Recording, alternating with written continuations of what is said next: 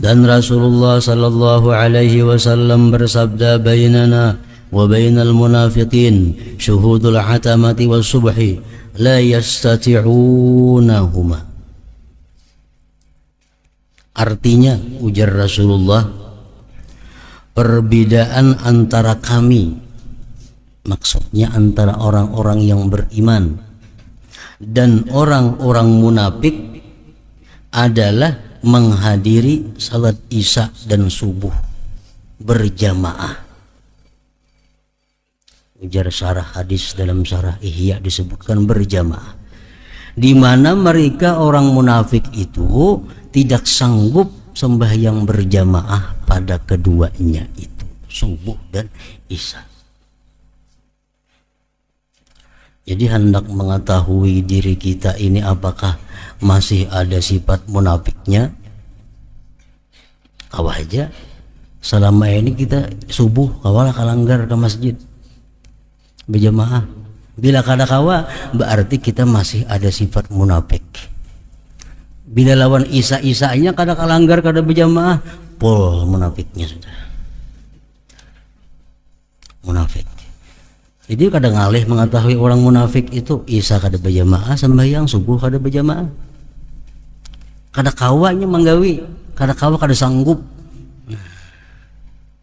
Jadi nang kawa orang berjamaah subuh, berjamaah isya itu orang-orang mukmin. Orang-orang kami, ujar Rasulullah sallallahu alaihi wasallam. Jadi mengetahui diri kita, bini-bini, ibu-ibu mengetahui lakinya nih apakah ada munafikkah atau kadakah, lihati sembahyang subuh lawan isya-nya berjamaah kada. Bila laki pian tu subuh kada berjamaah, apalagi malandau sembahyang isya kada, laki pian tu orang munafik. Itu ujar Rasulullah sallallahu alaihi wasallam dalam hadis riwayat Malik dari Sa'id ibnul Musayyab.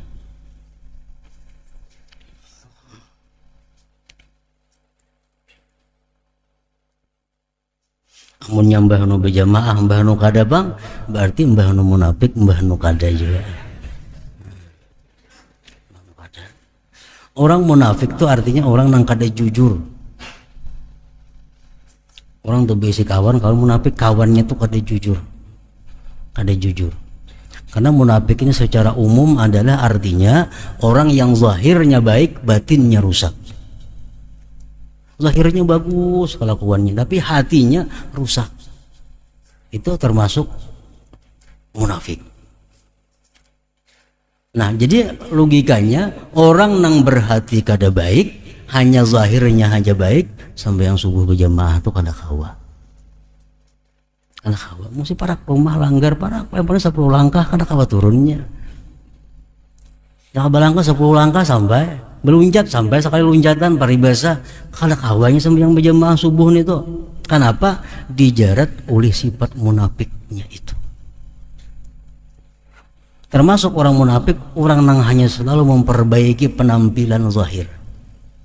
Memperbaiki penampilan zahir supaya kelihatan baik, kelihatan salih, tapi hatinya kada makmur, hatinya kada diperbaikinya. Itu munafik.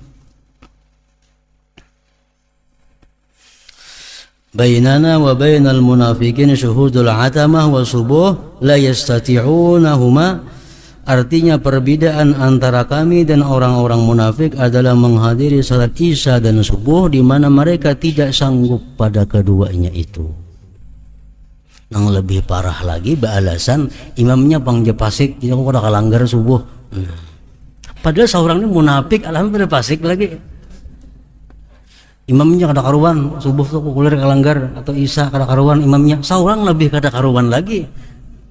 Karena kada kawa umpat jamaah isya dan subuh itu. Nah, jadi kalau kada kawa sembahyang berjamaah palima waktunya kada kawa karena kesibukan nang dua ini mesti isya lawan subuh. Ini bagi laki-laki, bini-bini kada dituntut demikian. Bini-bini di rumah aja ada apa-apa. Ini laki-laki.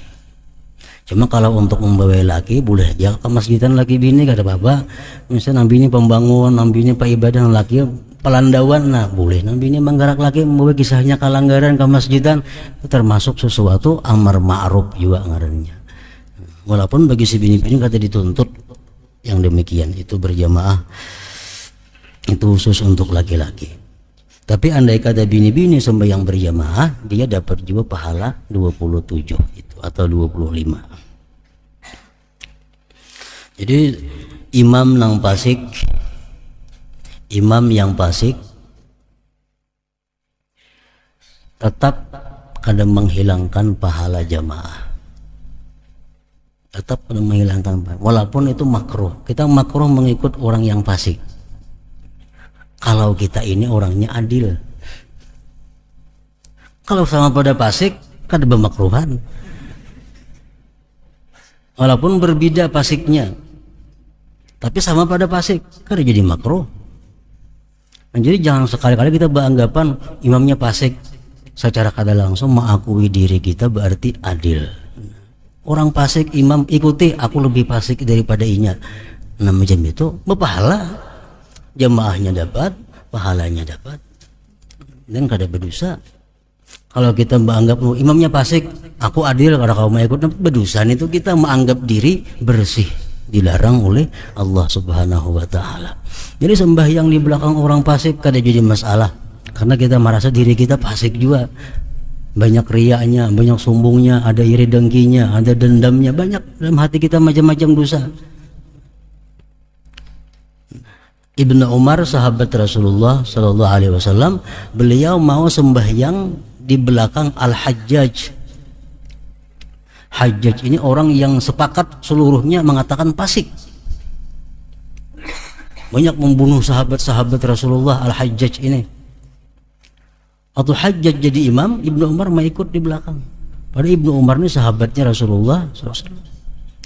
Kadang mempermasalahkan Sidin dengan itu. Kenapa? Karena Sidin merasa diri Sidin pun belum tentu lebih baik daripada Hajjaj. Jadi jangan ada alasan imam itu kada baik, imam itu fasik, jangan ada alasan.